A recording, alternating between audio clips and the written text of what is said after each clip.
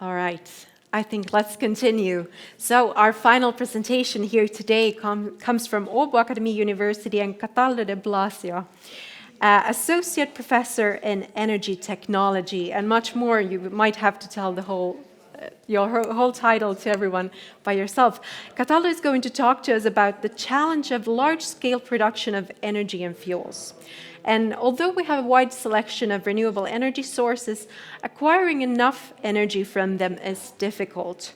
And to assess new power plants and novel systems of production, integration, optimization, and feasibility studies are important. There are, however, challenges in translating this theory into practice, which is something that Cataldo will tell us more about. And if you're here in our cafeteria, I ask you to keep your volume down because we can hear everything up here on stage. All right, be our guest. Welcome, Cataldo.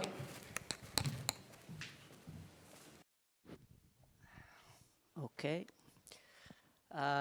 Okay, thank you and welcome to my presentation. Apparently I am the last one of the entire, I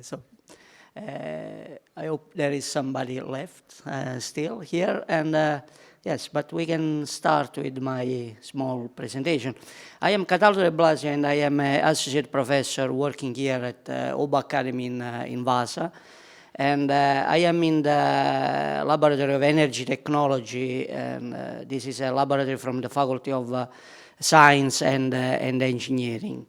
So we are located in Academy Hill here in Vasa. And today I am going to give a small presentation about a little bit some of the research that is done in my group.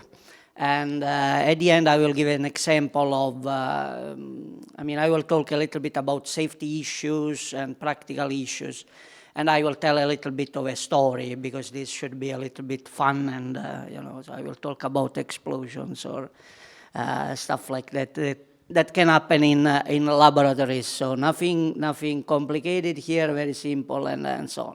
So as I mentioned, this is, science is quite beautiful. But if when it works, of course, not always things. If we divide, we have two kinds of investigations that we can do in engineering, especially. So we can play around with, our reactors and experimental research and so on. But we can also have theoretical investigations and computations, and we use software and things like that. I will show in this presentation that many times these are related.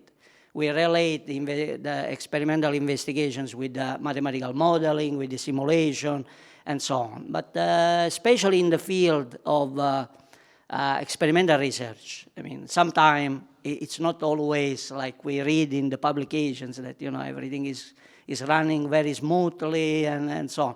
There is many things that can be wrong, especially with systems where we use high pressure and high temperature. For example, a system that I investigated, it's called, actually my group is investigated by also other researchers that we have also here.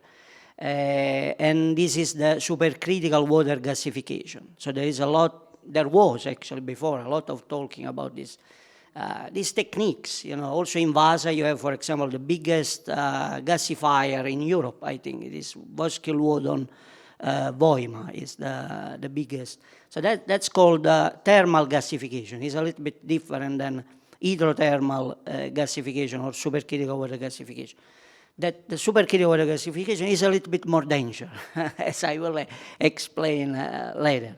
But anyway, we have two kinds of fields. We have the theory, and then we have, of course, the practice. And the practice sometimes can be quite different than the theoretical investigation. In the theoretical investigations, simulations, computer science, and so on, you have your office, everything is clean, you have the computer, and so on. In the laboratories, sometimes you have to Of course, you have to wear safety masks, safety equipment, and so on. And sometimes, even if all the, you have, for example, in this case, when we were doing supercritical water gasification, there was a room especially designed for these kinds of experiments. It had special, let's say, ventilation, special arrangements. Everything was special there. But sometimes it was possible to still smell something. And if you smell a little bit of molecules of something called H2S, even a very incredible small concentration can give you a paralysis of the face, which I have experienced actually. That's why we decided then that with my student here, he was from Italy and doing the thesis on this equipment, then I bought this gas mask that, I said, wear it, it's much better to wear this, and maybe we don't get sick in the lab. This is one example of actually theoretical investigations that we have done. This is the laser is not working, but anyway, this is something that we have done quite a lot in my group recently. This is we are studying process integration and feasibility studies, techno-economical evaluations, and these kinds of simulations. We utilize software and modeling to study how to integrate processes together. Like, for example, the Vasa region, if you remember the first figure that I was showing when, one of these slides, there was actually a representation of this region in Vasa, the Vasa region. And the Vasa region is particularly nice for integrating different kinds of streams, because you have, for example, biogas production, you have the city that produces lots of waste, you have like bio-waste, any kind of waste there. Then you have like the gasification plant, you use biomass, you use coal here, you have different streams and so on. And this, what we investigate is how to integrate these at the best in order to, spare money, pollute less, less pollution, less expenses, and things like that. So this is one particular example that we had in regards to the most, this is actually the most important fuel in Finland. Maybe, not many people know this, but the most important fuel in Finland is not oil, not coal, but it's black liquor. Black liquor, because Finland is producing quite a lot of pulp and paper. Is one of the first countries in the world producing pulp and paper. And with the pulp and paper, what we do is, what they do actually, they divide the two fractions of the wood, right? So in the wood there is lignin, and then there is cellulose, hemicellulose. And the cellulose is going to form the paper, cellulose, hemicellulose is going to form the paper, and then the lignin is the rest that is going to be, let's say, discarded or reutilized in the recovery boiler. And when we inject the black liquor into the recovery boiler, they produce all the energy, electricity, heat, everything that is needed for the pulp and paper, but also is exported to the grid. So there is a huge production of electricity in that sense. So that's why black liquor is considered as at least I consider it as the most important fuel in Finland. And this is an example of process integration for black liquor. And we use different technologies here, like partial wet oxidation, then there is the separation of the lignin, then there is integration with supercritical water gasification, hydrothermal liquefaction, and things like that. Okay, so this is one example of theoretical studies. Then we have the example of theory plus practice. Here we have our reactors that they can be described as the cooking pot, right? I mean, when you are cooking, also it's basically you are doing the job of the chemical engineering. There you have your reactor, the water there, then you put the food inside, and then you have to wait. And that's called the residence time for the chemical reaction engineering. Then the food is ready when some reactions are happening there. And then what you do is you collect the food in that case. So that's an example of batch system, for example. The cooking process is an example of batch chemical reactor system. So what we have done here is some examples of studying transport phenomena in chemical reaction engineering. The concept here is that you do different kinds of experiments at different conditions. Then what you have is you have your mathematical model there. And why you want to have a mathematical model? It's because you don't want to do the experiments at all the conditions. We want to do only experiments at some temperatures, some pressures. Then you have your mathematical model that relates the products with the temperature and pressure, all these parameters. And then what you have is the validation of this model. I mean, so yeah. So in that way, we can avoid to do many experiments. Okay, so the mathematical modeling is very important because it's the instrument of the chemical engineer, the chemical engineering or the persons that does this simulation to forecast what is your products at different conditions and so on. And yeah, then we have one other example of practical plus theoretical studies that we have done. This is called the radioactive particle tracking. We have done these kinds of research with collaborators in Latin America, in Argentina. They helped us with some experimental results, and what we have done is modeling for these kinds of system. And time flies. And this is some reactors that we have used for supercritical water gasification. And then actually there is this scary story that I have. So this is the reactor that I used for supercritical water gasification. The biomass is inserted into a reactor. The pressure is very high, 250 bar, more than 250 bar we used in that case. The temperature is around 600 degrees. So it's very high pressure and temperature there.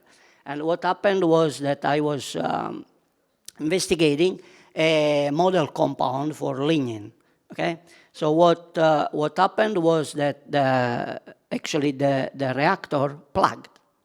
So there was no way to insert sample there, and no way to out from the reactor. So what happened was that okay, I switch off everything, right? So the room was designed to okay, we switch off everything, then it's okay.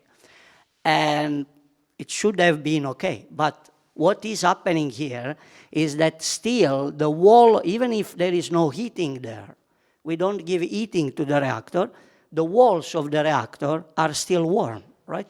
It takes some time to cool down the reactor. And then I was like looking at the pressure, and the pressure was going like 270, 280, 300, and so on. And I waited, and it was 400 bar. 400 bar is a huge pressure. Then I had to leave the laboratory. That's why the title of this presentation. When we have to leave, run out of the laboratory, I left the laboratory. This was in the evening, so then I was like, okay, let's wait for the boom. And nothing happened. Nothing happened, and then I went out for a beer to celebrate this thing, literally, because it was also like a weekend or something. So, you see, even if the room is specially designed, there is special safety issues, there's special safety measure there, and so there's always something that it's not forecasted. So when we do any industrial system, it's important to have safety measure, and also to think about what can happen that it's not in the theory. I mean, okay, but this was all for me. Yes. All right. Yeah. Thank you, Cataldo. Thank you. Thank you for both an entertaining and pedagogical way of explaining the topic. Do we have any questions in the audience? If we do, now's your chance to put up your hand and you can get a microphone. At least I have a question for you. You were talking about your research group. Is there a way for you to help companies interested in these studies to perhaps get a move on in their processes and yeah? Can you help others? Yeah, of course, of course. As I mentioned, we can help a lot in the process integration studies. And this is a common problem for many companies, because our core expertise is the chemical reaction engineering and mass energy and momentum transfer. So that leads also to knowing information on mass transfer, heat transfer, energy that can be exchanged with other systems and so on. And then together with the process integration studies, we can give a lot of information on what is the best routes to follow in order to integrate or combine together different kinds of industries even. Like if they are near, for example, they could integrate streams and energy flows into each other. And also for the safety, of course, we have practical knowledge of the reactors themselves. I mean, and how, I mean, can just any company contact you? Does it matter how big or small the company is? Yeah, of course, of course. And what about funding? Because I suppose when if a project grows or a research grows, they might need some funding. Is there funding available for companies interested in these evaluations? And Yes, can you help these? actually, yes, that's a very good question. And actually, there is instruments. So if there is somebody from companies watching this like presentation, I hope there is instruments. For example, there is the Regional Council of Ostrobothnia. I am involved, I was already a PI for a project that ended this year. And we had some companies involved there. And for example, in these projects, the companies can avoid to pay the research R&D persons. I mean, they could contribute to the project. For example, there is a small amount, like for example, 10% of the entire project.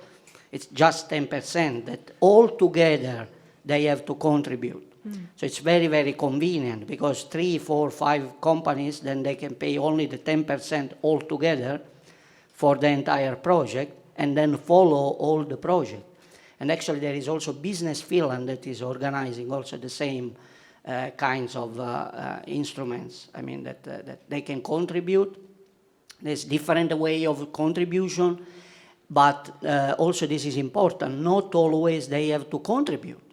They can also assist, like, for example, they can be in the board, the steering group. So it's quite flexible, actually. So, right. Yeah. So a lot of opportunities, actually. There is. And can you be the point of contact if anyone listening is interested? Yeah, of course. All right. Yeah. Perfect. Then in that case, let's give Cataldo a round of applause. Thank you so much. Thank you. Thank you. Thank you. And that actually wraps up our day today here at Ritz. But if you're still hungry for more, you can go to Revel, where there is a Science Slam, I'm sorry. There's a Science Slam competition at 3 o'clock, starting in about 20 minutes, where researchers are competing to do the best, most innovative, most fun pitch.